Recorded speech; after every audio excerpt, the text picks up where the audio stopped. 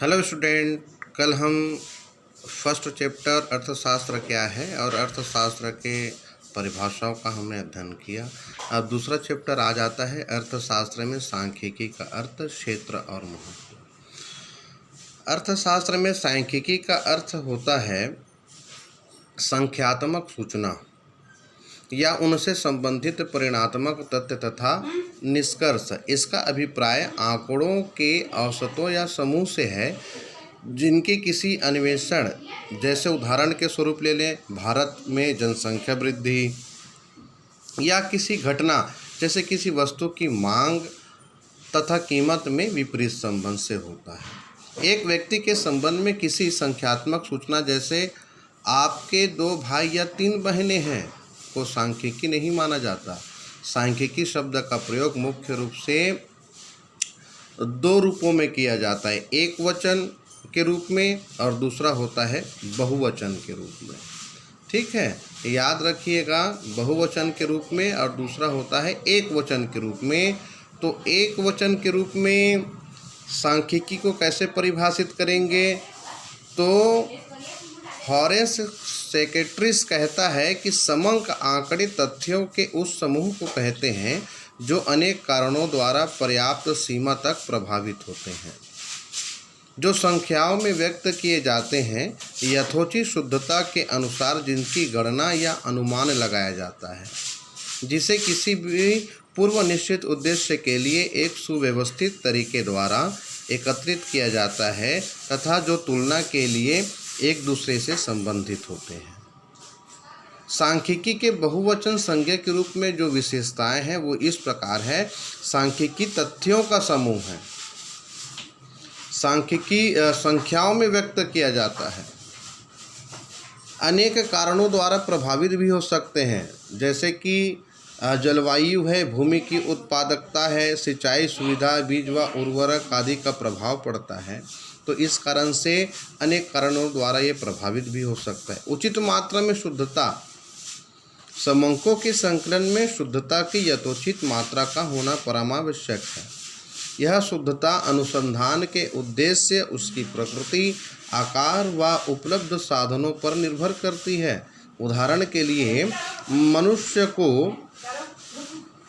की ऊंचाई सेंटीमीटर में नापी जा सकती है, अर्थात सेंटीमीटर यथार्थता होनी चाहिए, परंतु 2 शहरों के बीच की दूरी नापने के लिए हम किलोमीटर में ही माप करेंगे। मीटर आदि को छोड़ा जा सकता है, इससे समंकों की यथोचित शुद्धता पर असर नहीं पड़ेगा। इस प्रकार से उचित मात्रा में शुद्धता होनी चाहिए, व्यवस्थित रूप में संकलित होनी चाहिए, पूर्व निश्चित उद्देश्य होने चाहिए और समंक परस्पर संबंधित होने चाहिए, एक दूसरे पर प्रभाव डालने वाले। एक वचन के रूप में अगर सांख्यिकी को देखते हैं तो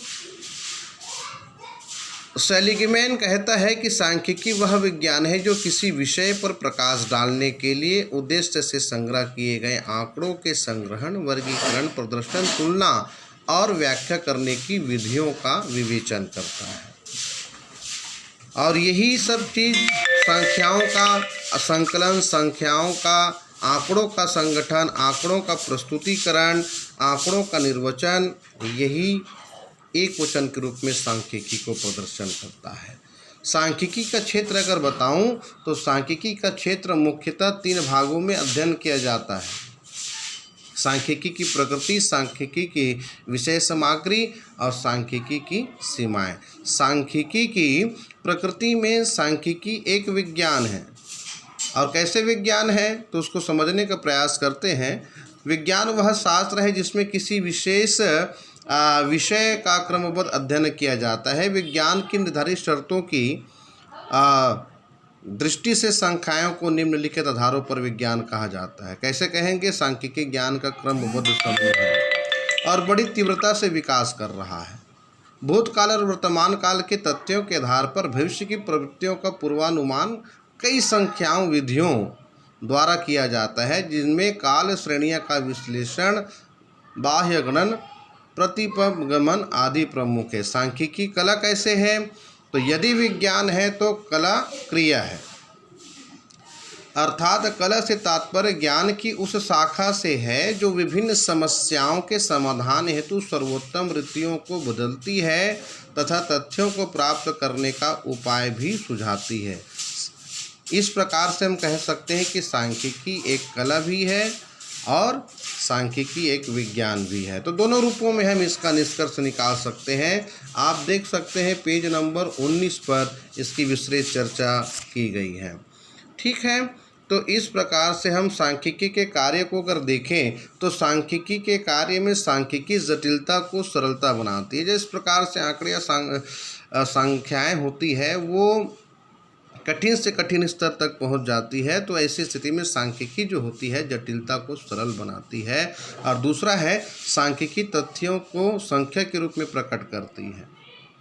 अनेकानेक संख्याओं में अगर हम उसको विभक्त करते हैं तो ये सरलात्मक रूप हो जाती है और संख्याएं तथ्यों को संख्या के रूप में प्रकट कर और सरल कार्य करने का सुमार्ग प्रशस्त करती है। सांख्यिकी व्यक्ति के ज्ञान एवं अनुभव में वृद्धि करती है, नीति निर्धारण में सहायक होता है और तथ्यों को तुलनात्मक रूप में प्रस्तुत करता है, तथ्यों के आपसी संबंधों को स्थापित करता है। सांख्यिकी दूसरे विज्ञान के नियमों की भी जांच करती है, समस्या की गहनता का अनुभव करता है, पूर्वानुमान लगाता है। इस प्रकार से सांख्यिकी जो है इसकी विशेषता है।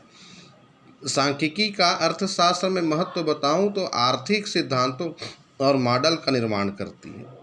अर्थशास्त्र के अध्ययन में सहायक है, आर्थिक समस्याओं का अध्ययन होता है, आर्थिक नियोजन में हमको महत्व देती है, अनुसंधान में सहायक होता है, नीतियों का निर्माण किया जाता है। तो इस प्रकार से हम अर्थशास्त्र के सांख्यिकी में सांख्यिकी का अर्थ, क्षेत्र और महत्व को हम आज समझे हैं। और छोटी छोटी बढ़िया सुंदर सा नोटेशन आप लोग सभी तैयार करें। बिना नोटेशन के अध्ययन नहीं किया जा सकता, इसलिए आपके पास पुस्तक है और कापियाँ हैं, उसका सदुपयोग करें, समय का सदुपयोग करें। आज के लिए बस इतना ही। Thank you.